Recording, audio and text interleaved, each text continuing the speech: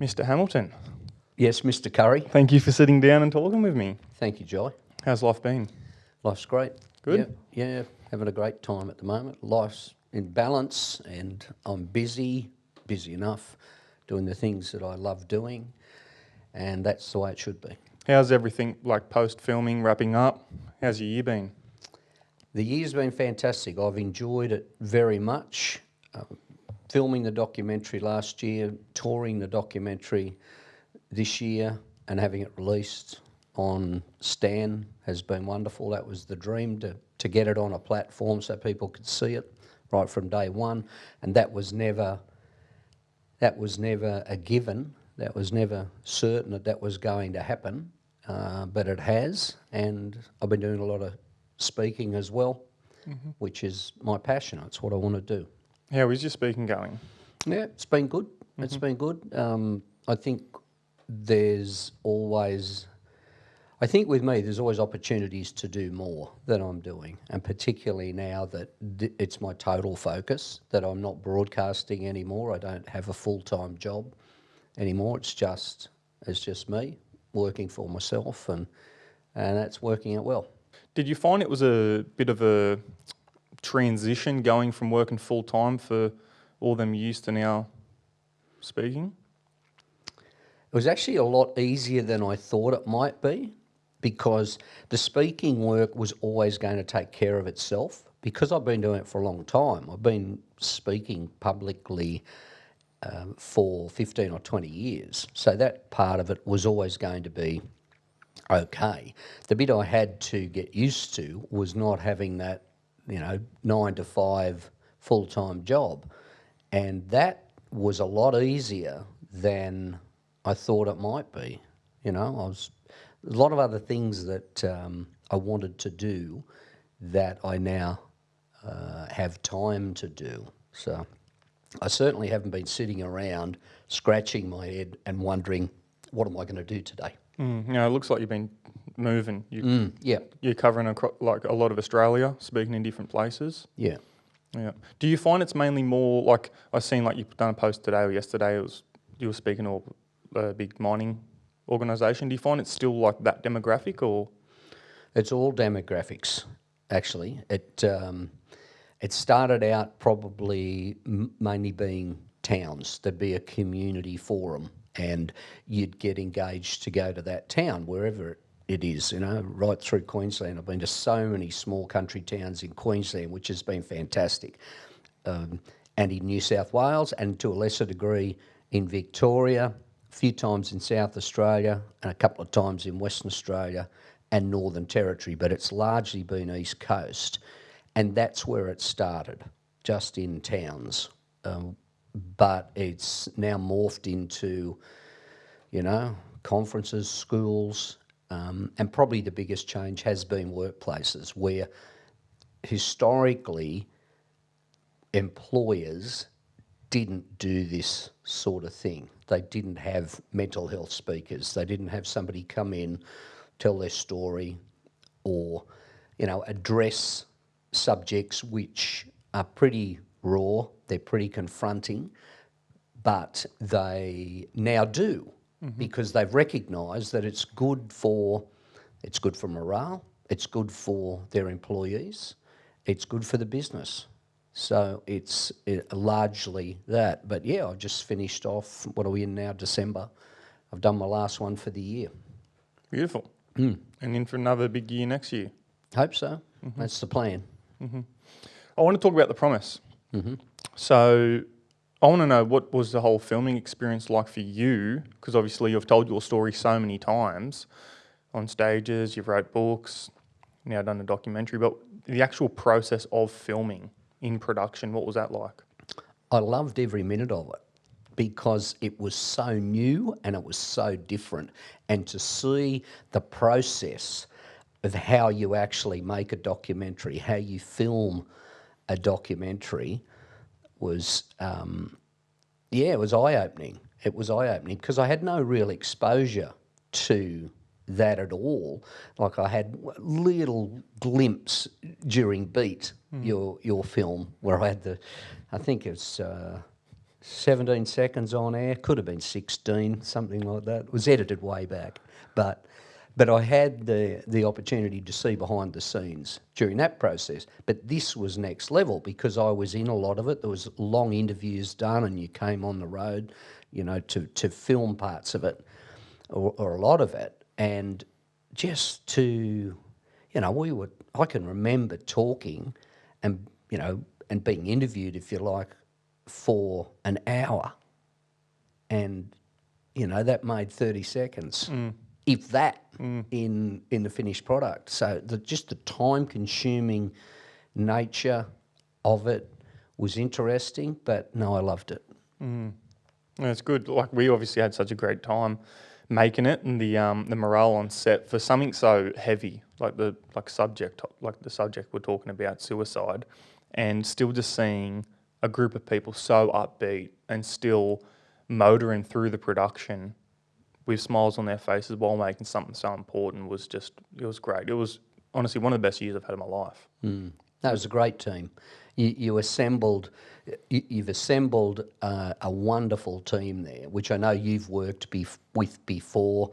You know, Clint Topic and Alex and Bailey Watts. You know, legends. And just so much work goes into it, and from pre-production, production, and then post-production and distribution. Like, we finished the film being nearly 16 months of distribution, doing the tour. That whole process still takes up so much time and so much effort. Yeah, it did. It was time consuming, but it was a lot of fun too. I mean, to go and sit there and see your documentary, which there was so much work put into it, and see it in a cinema and see it on the big screen in front of a crowd who in some cases knew nothing about it. Nothing about it at all. They're watching this story for the first time and they're going in blind, effectively, and just to be in the audience and see the reaction, which was amazing. And I almost got sick of watching it towards the end. I don't know if you did, mate. No, maybe I didn't. I enjoyed the choc tops. Yeah. The choc tops were good at every screening. It's good, and like the response so far has been, I think, very, very positive. Everyone that's watched it has just really taken out what they needed from it, and it's really helped them. Yeah, it has, but I agree. It has been received really well, but it hasn't been universally well received. And look, because not everyone liked the Beatles, you know. Not everyone likes Lady Gaga, and they're pretty good. Not everyone was going to like this documentary, and that's understandable because it's, I think for a few reasons, it's a very confronting topic. It's a very raw topic. And even people who haven't been directly affected by mental health issues or by suicidal thoughts or been touched, they've had their families touched by suicide in their lives, it's still pretty much a tough thing to sit down and watch. So it was never going to be one of those documentaries where everyone's gone, geez, that's great. A lot came out and said, geez, that's tough. But most said, gee, that's necessary. And I think that's the most important thing. Yeah. Yeah. Like, I was sitting in the sauna the other day, and I haven't told you this story yet, but sitting in the sauna having a chat with someone, and they're saying, oh, what's your next film? And they're asking me questions, and there was someone else sitting in the corner and didn't really say anything, a bloke. And I'm chatting to this lady, and she's asking, like, what the next film is, and she gets up and leaves the sauna. And then when I was in there with the other guy, no one was there, he said, did you direct The Promise? And I said, yeah. And he said, me and my mate watched that, and he was suicidal, and he made the promise with me, and that film saved his life. If that just wasn't a weird circumstance where we were in the same sauna together and he could actually share that with me, we wouldn't have even known about that. I've had a few people write in and tell me similar stories, but the amount of people that it would be, hopefully, and this was the mission of the film, saving lives and changing lives, we're not going to ever hear. We're never going to know the flow and effect of how far it actually goes. No, exactly. You don't know, and that's okay. You know, don't need to know those things. You just got to trust and have faith that the intention of the documentary is going to be achieved, and that's to shake things up a bit.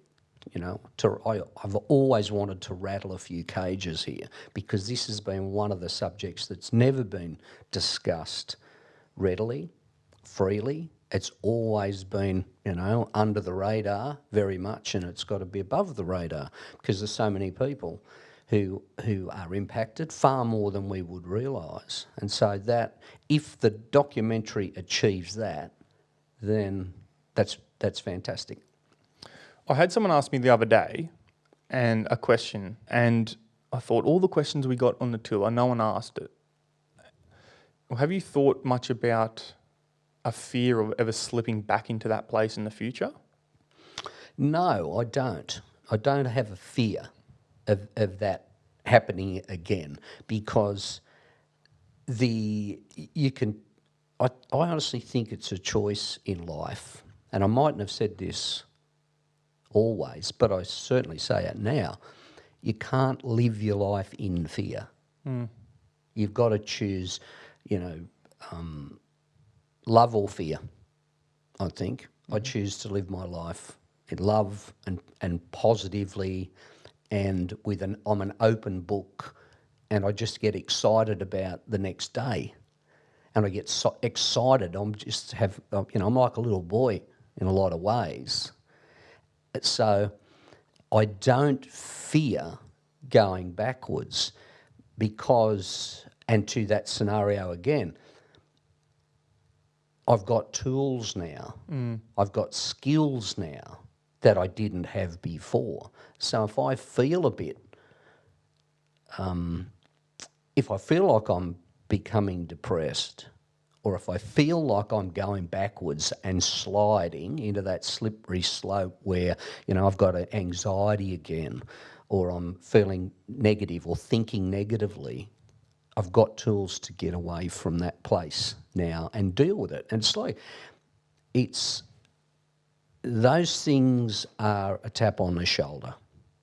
They're a tap on the shoulder.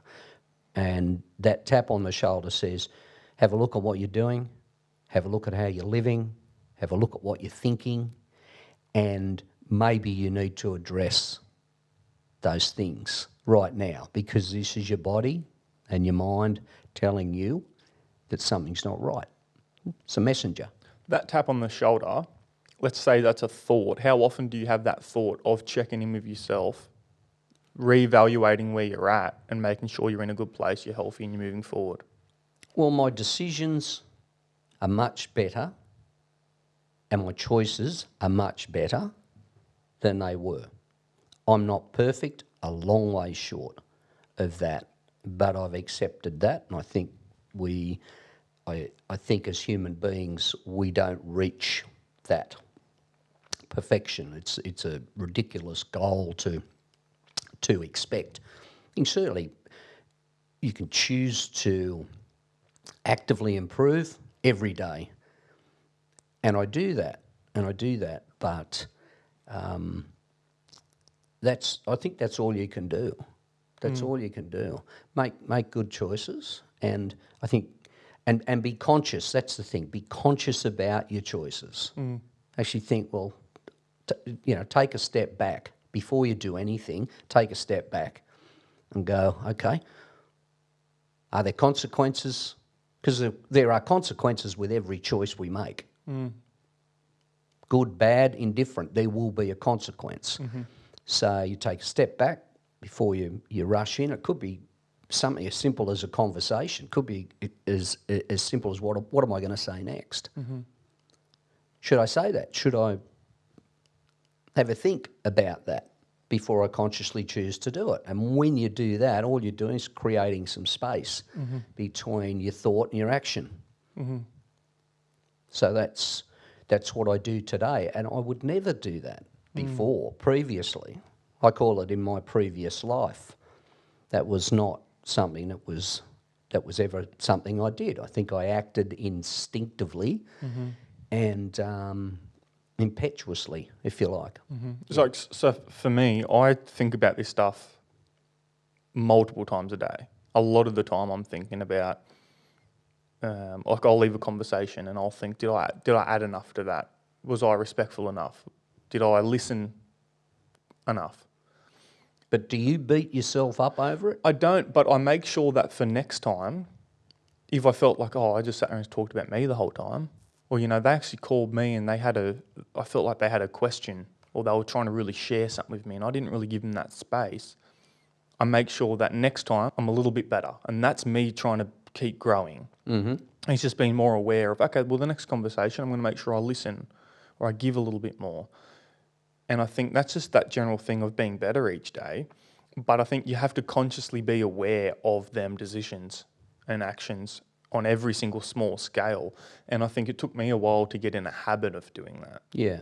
Like, do you think about that stuff a lot, or do you feel like you're in tune with it and it's just you are who you are? Well, I think, and I'm probably the wrong person to ask here, because you're making a self-judgment on this. But you're asking me to answer your question.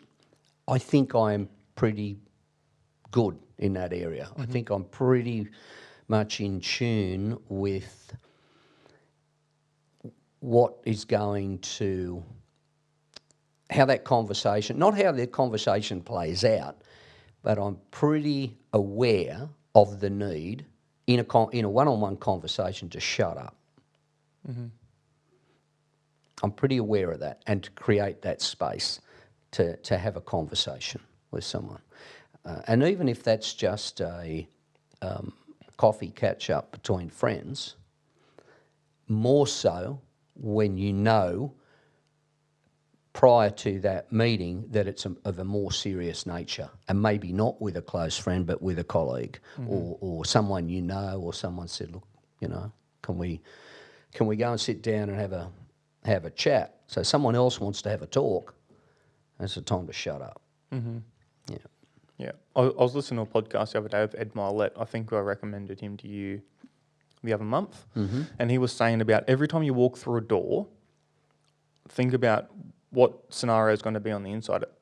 And it's a hypothetical door. So you might be walking into, you're going to sit down and have dinner with your wife. How much energy do you need to bring to that? And that's going to be different energy to, I'm going to go in for a job interview. And every circumstance you go into, just have a little moment where you just evaluate what you're about to do and how much you've got to give to that.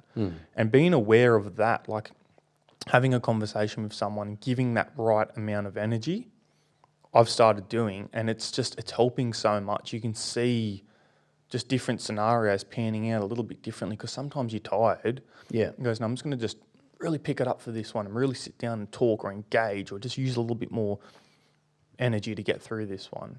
Well, it's definitely something that I think about, and I also know from my own experience that your energy is valuable, extremely valuable, and where you spend it is critical. And I've been guilty in the past, for a long time, for a huge period of my life, of expending the same amount of energy on every situation, and ending up exhausted, ending up depleted, because you can't do that. You've only got a certain amount you can call on, and who pays the price if you're paying top dollar in every interaction that you're experiencing every day? You'll end up broke. And the person who'll pay the price is you. And so it's great to be giving of your time. It's great to be giving of your energy, particularly if you think you can help somebody. Fantastic. But you've got a whole range of other priorities in your life. And you're right, some of them absolutely deserve top dollar every day. And that starts with those who are closest to you, your close circle. Talking about energy, I've really noticed how sticky it is. If I'm around someone that's very negative, bringing a really bad energy, whinging, whining, oh, woe me, it sticks to me. Like I would feel it. I'd leave that conversation or that engagement, and I'd be like, oh, I've got to like cleanse it off me. How, like, you traveling around Australia and talking about your story all the time, I've seen it firsthand. People come up and talk to you. How have you built that wall to not take that on, that energy on? Because I've never seen anyone have so much of that energy just dumped on them all the time. I want to ask you, I'll answer that question, but I want to ask you what it was like for you, because I know at least once during the tour that we did with The Promise, you were engaged in conversations. People who were there and had seen the film approached you. Every time. Afterwards. What was that experience like for you when they wanted to talk about their own experiences and the tough times they'd had? I guess, if I'm being honest, I was probably a little naive in the sense of I went in with a wall down. I went in thinking we're having a film premiere. So all the conversations are going to be around film, around making movies, how did you manage this? Didn't think people would come to me talking about their issues as much as they did. And that was just me being naive and probably not evaluating the situation properly. And the first two screenings, that happened a lot, and it really, really drained me. It took a lot out of me. I remember having a conversation with you where I was just like, I was struggling. It was way too much. I've been to that many film premieres and Q&As, and I've never seen it at any of them where people talk about the topic of the film so much with the director. It's always creative choices and logistically, how did you get through this and what did you have to overcome, and just talking about the making of the movie. You gave me some really good advice on how to cope with it, and it definitely helped. And I think also just preparing myself, probably like going back to what I said before, walking through that door, knowing I'm walking into this room now where this is going to happen, that mental preparation helped a lot. Yeah, you got to do it. I had to learn how to do it. And I had to learn how to do it a long time ago, because you've really got to be conscious in those situations.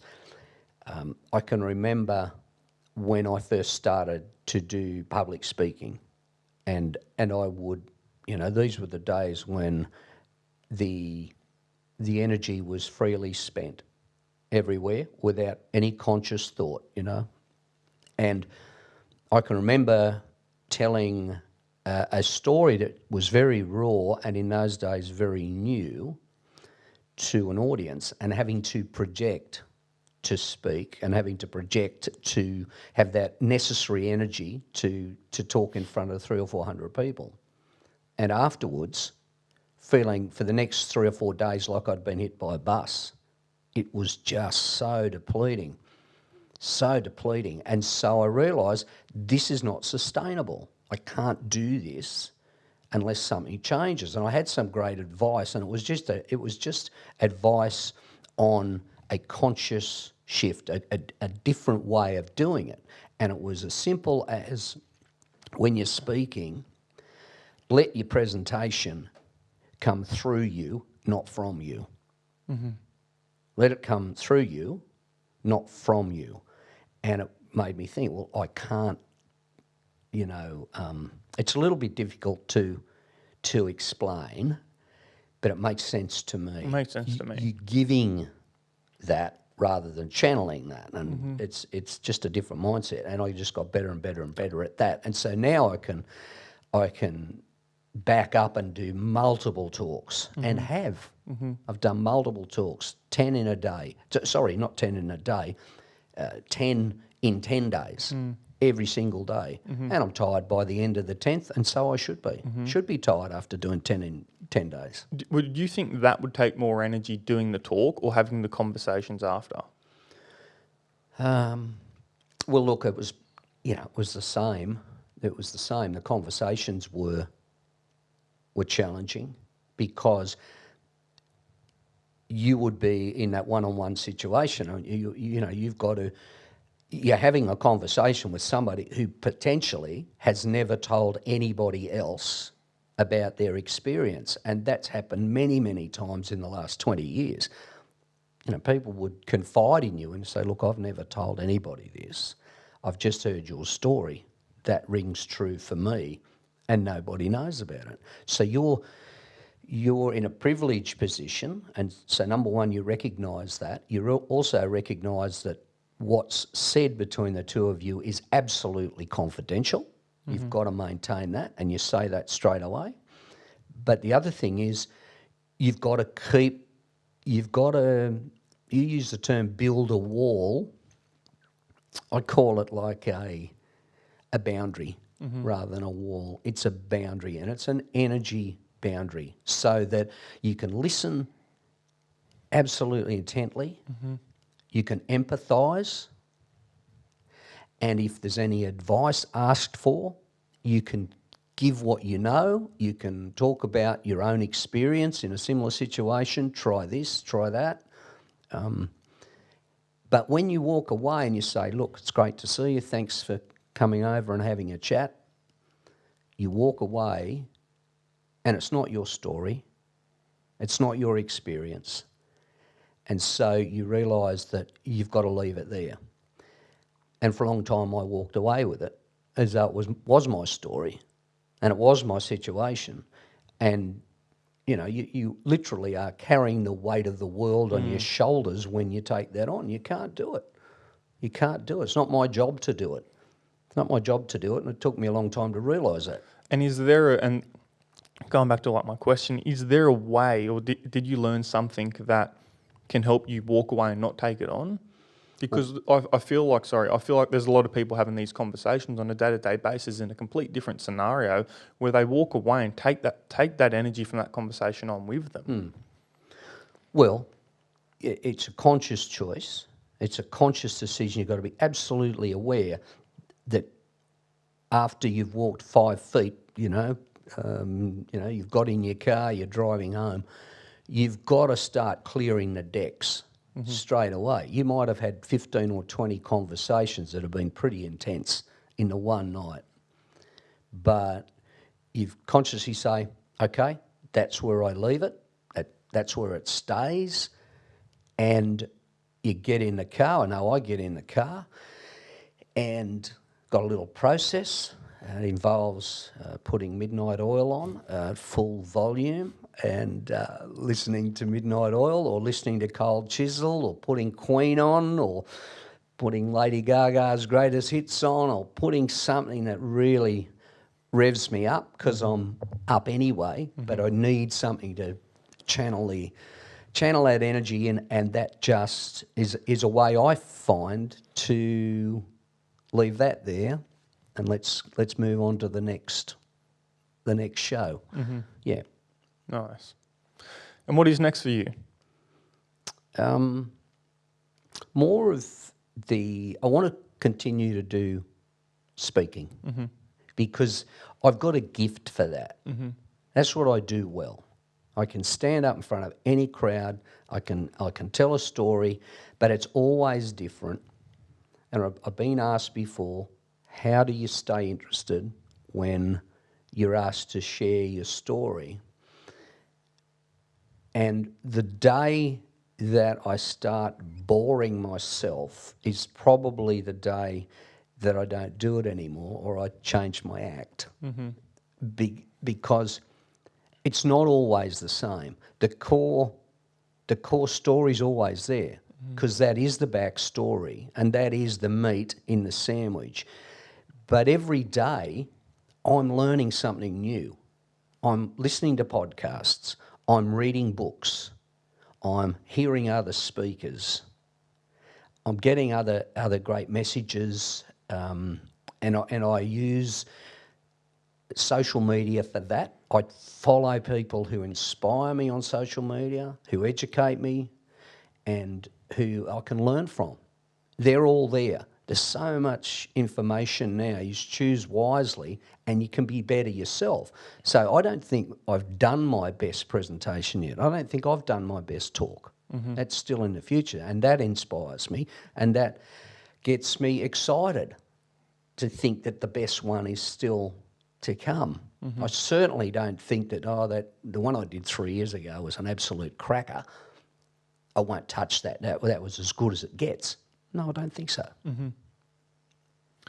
With your act, changing the act, what you just said, do you think you will change anything now after The Promise is out and so much of your stories in that? You've got 2 books.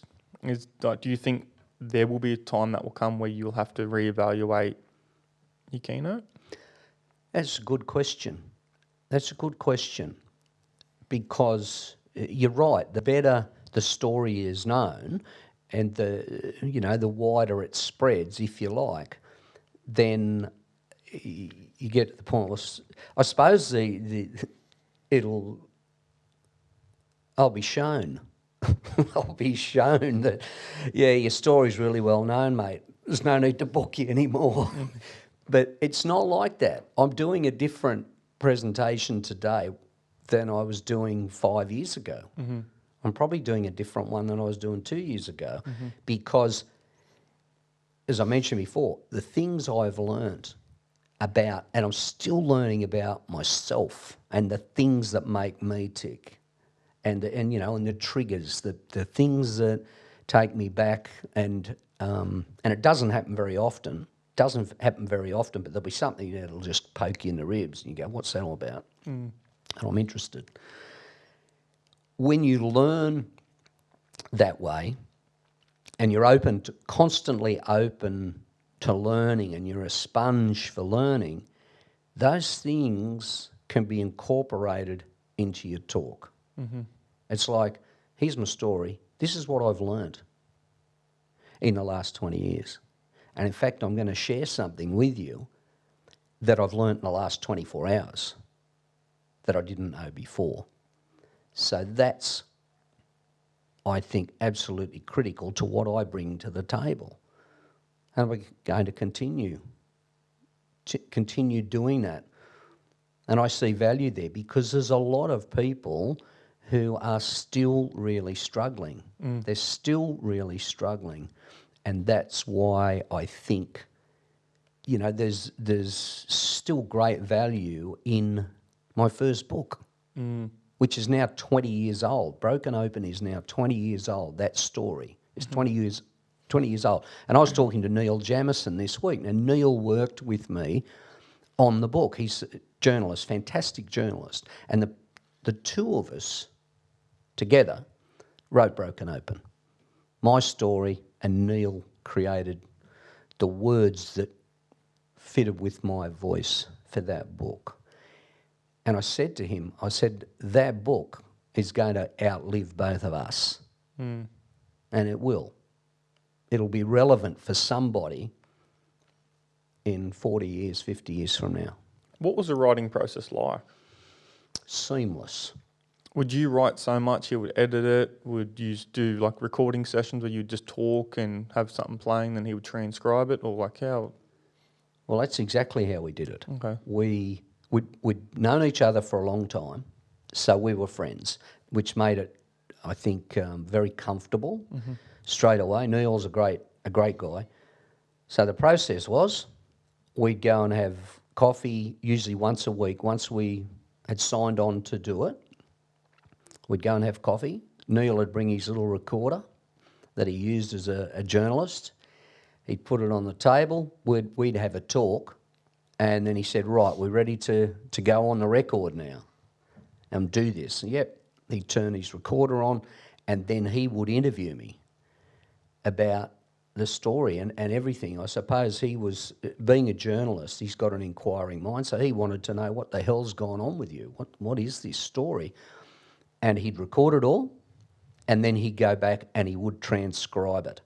He'd transcribe it, and within 3 or 4 days, I'd get an email from him with a Word document.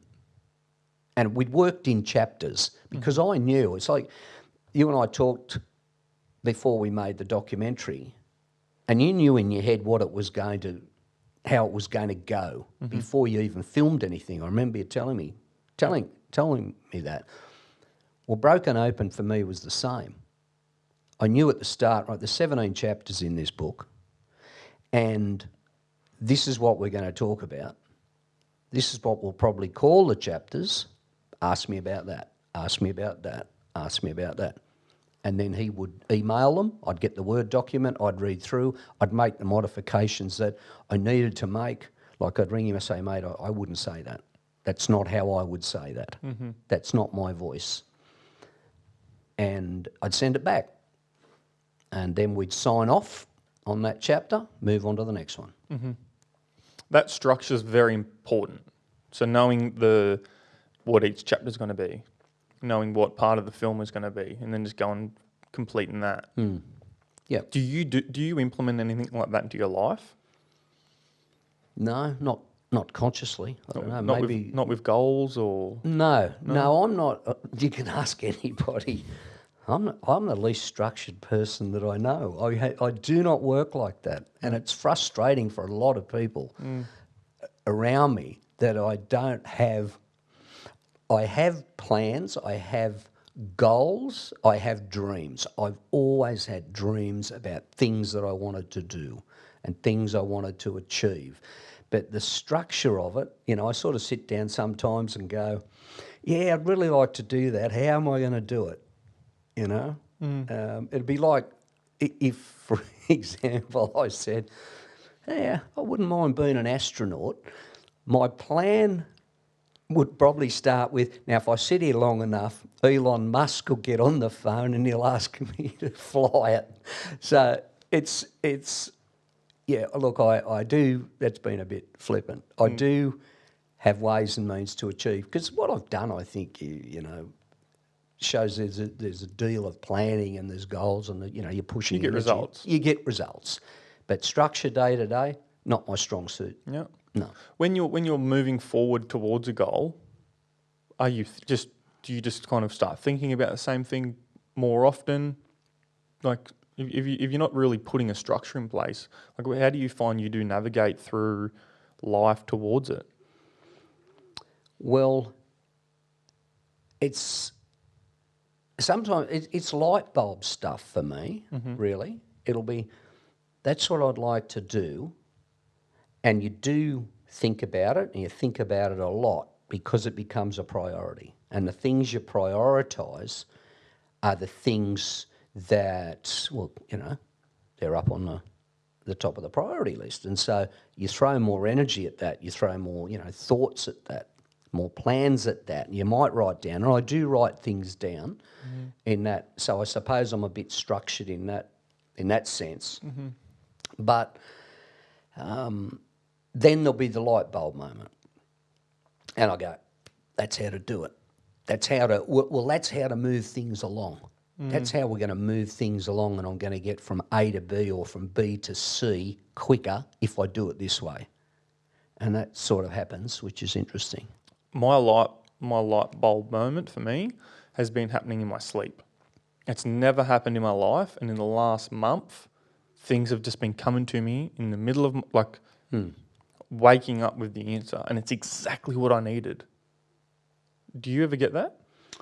I had that experience with both books, not with the documentary, because I could see the documentary was well in hand. You were in charge, and you had a great team, and my part in that was just always going to roll out okay. But with both books, I would have the night time. I'd wake up, and I'd go, I need to write something down about that. And in the middle of the night, I'd get out of bed, and I'd get a diary out or a foolscap folder out, and I'd just start writing, and it would flow. It would just, in the middle of the night.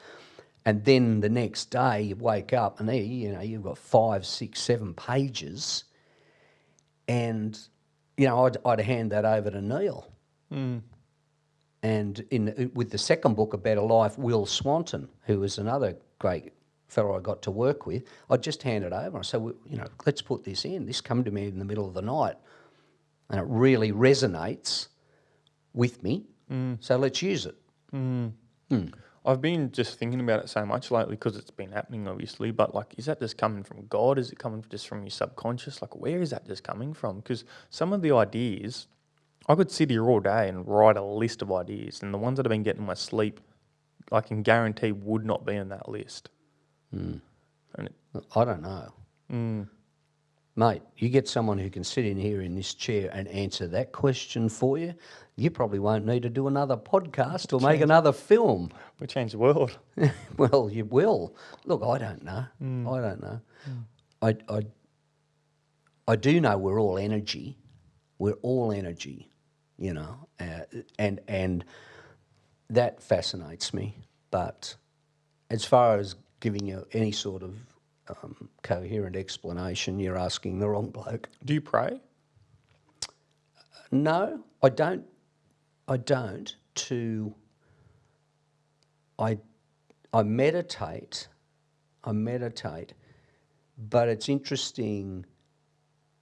It's interesting when you ask me that because it's not a daily thing, and it's not something that, you know, that is high on my priorities. Yet, as I said in the film, in The Promise, and as I said in Broken Open, at my lowest point I did, absolutely did, because I didn't see a way forward. I didn't see a way out. I was desperate, absolutely desperate. And my lowest point, I did, which it was a real cry for help. In my darkest moment, that's when I said a prayer. Did you get an answer? Well, not a direct one. But looking back now, what you asked for, did you receive? Well, I just asked for an end to the suffering, really. That's what you're asking for. You know, I'm suffering here, and I have no more answers, which I didn't. I had no more answers. Tried everything, and it's like you're handing it over. You're saying, I can't take this. The problem is too big for me. So I'm going to hand it over. And if you're there, God, or you know, if that's how it works, I'm just going to let you take this one. Yeah. I guess it's one of them things. Like I had a lot of people ask me about God, and why would He allow something like this? When? Oh, like just when we're like when we're touring the film and people saying like certain things, and we start having conversations, and I'm like start talking a bit about everything else, the universe and life and meaning and purpose and all these things, and people would say, why do you think God lets these things happen? And I would always just think to myself, well, if you believe in God, you believe in the devil. Is that not just the devil getting a hold of someone? I don't know. Look, I don't know. Yeah, it's I suppose it's faith, and I suppose I have faith in that respect now. What that is, I don't know, but it's like a trust that you say, well, the big stuff, I'll handle the big stuff.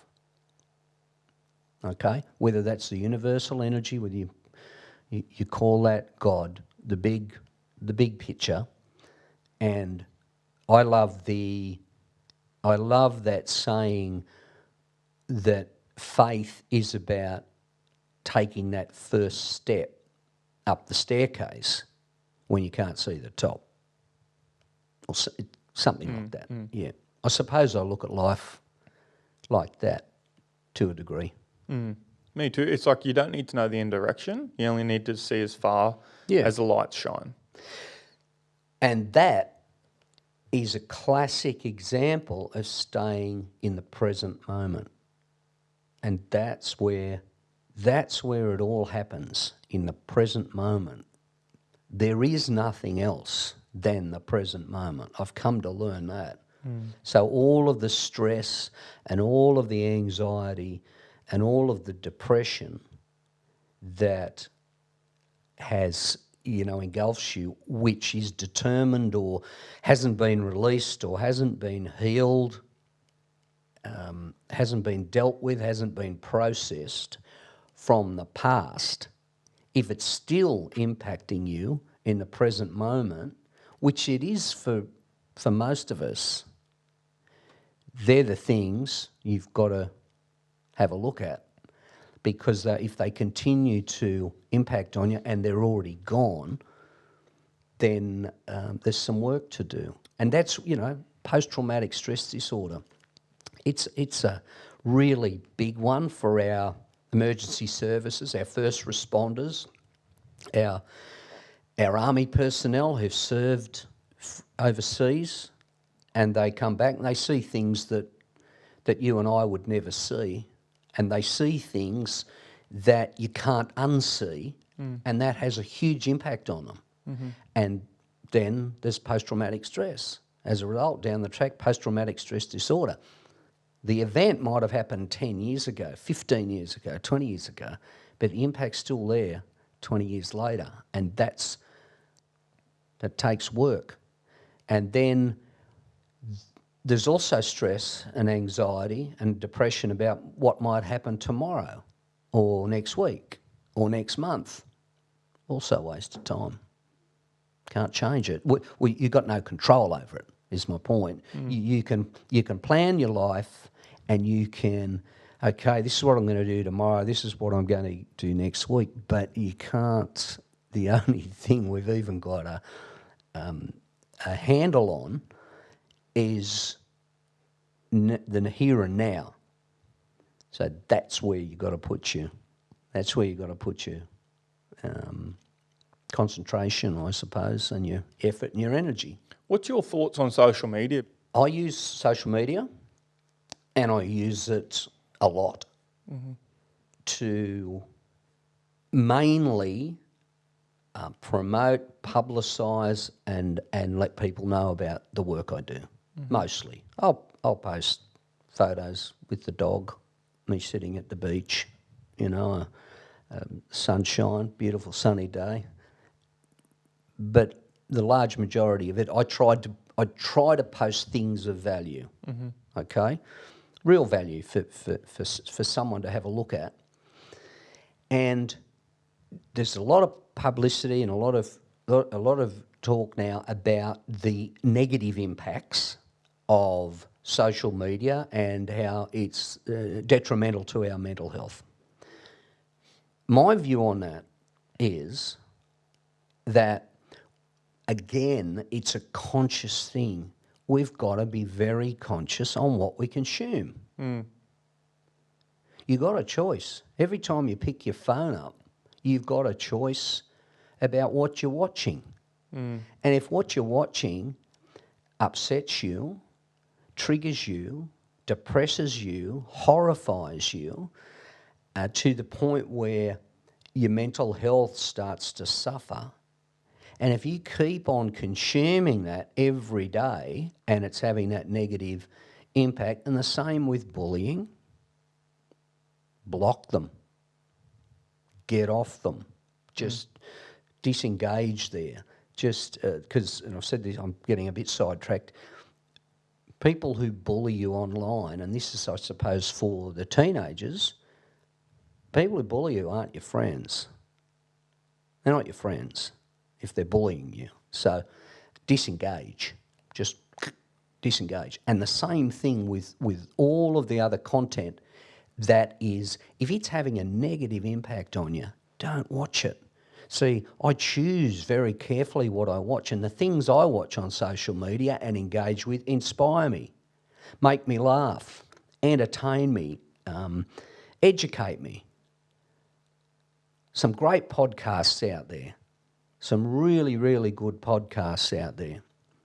Some really funny stuff out there too. I watch Seinfeld, little grabs from Seinfeld every day, and it gives me a laugh. Yeah. Love George Costanza. So George doesn't depress me.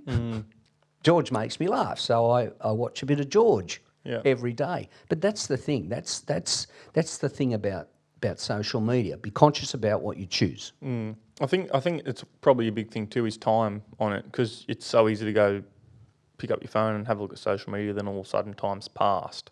But like I know if I'm half asleep today and I feel like I just need that little pick me up, I can jump straight on a certain channel and just get that motivational stuff that I need, and it revs me up, and then I can turn my phone off and just apply it to my life.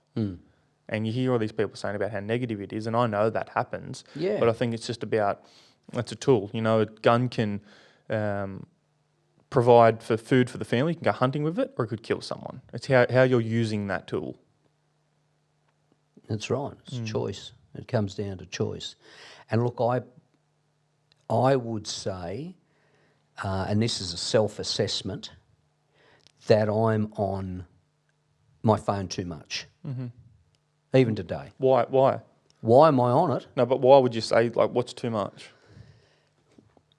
Well, there's time on there, I suppose, where I'm daydreaming, scrolling, just for the hell of it. Not, I've just said that all of these great inspiring podcasts that you can find on social media, and you can find sayings and quotes. I love all those things. But there's other times when I'll just scroll for the hell of it. And that's a habit. And I don't, it's a bit mind-numbing. It's a bit, what's the point?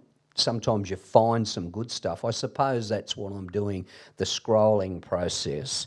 You're looking for something to engage with, and I think largely the things that I'll click on, it'll be one of these great podcasts from someone I know or someone that's been recommended to me. And they're the things that I'll watch in, for a longer duration.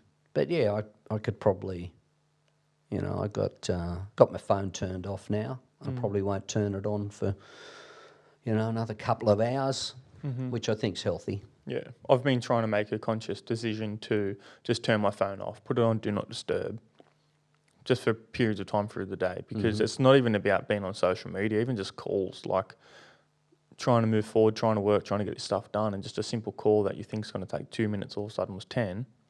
And that happens multiple times a day. And then how much of a distraction is that? Yeah, it's easy to get distracted. It's very easy to get distracted. And there's plenty of ways we get distracted. And I suppose that's the key again to, do pull yourself up. Just say, yep, I'm distracted with this. There's far better things I could be doing with my time and my energy and my thoughts than this. So let's come back. The really simple things: go and sit in the sun, read a book, play with the dog, walk on the beach. The last week or two I've been going down and having an early morning swim in the ocean, which has been fantastic. I haven't done that for years. So, and I feel better as a result. Those early swims, they set your day up. They set your day up. I do it all the time, sunrises. I just love to be in the water before the sun comes up. Something about the energy of the ocean, this massive body of water moving, and I'm in that, watching the sun come up, just something about it just projects your day for it's perfect. Yeah, it is. Very healing, the ocean. There's a lot of energy in there. Yeah. A lot of energy, a lot of good energy in there. Yeah, definitely. Yeah. I feel like exercise is one of the things for me too, where I can just go, I'm going to go for a run for 2 hours, put my phone down, music on, no distractions, and I'm just present. 2 hours. 2 hours, 3 hours. Mate, I'd want to be pretty desperate to run 2 hours. I don't know. The knees and the Achilles and the calves and the hamstrings. Mention running these days. Whether it's boxing, CrossFit, sitting in a sauna. Yeah. Well, I do the boxing. I love that. But you don't have to run, But running 2 hours it's phenomenal. Yeah. Yeah. How's your boxing going? Yeah, not bad. I always feel I don't want to go. There's a few days that I've woken up for an early morning session. The alarm has woken me up and I'm all prepared the night before. I've got my bag there and I've got my gear set out and the alarm goes off and I go, I don't want to go. I'd rather stay in bed. I'd rather turn the alarm off and stay in bed. But 99% of the time, I get up and I go. There is that 1% of the time where that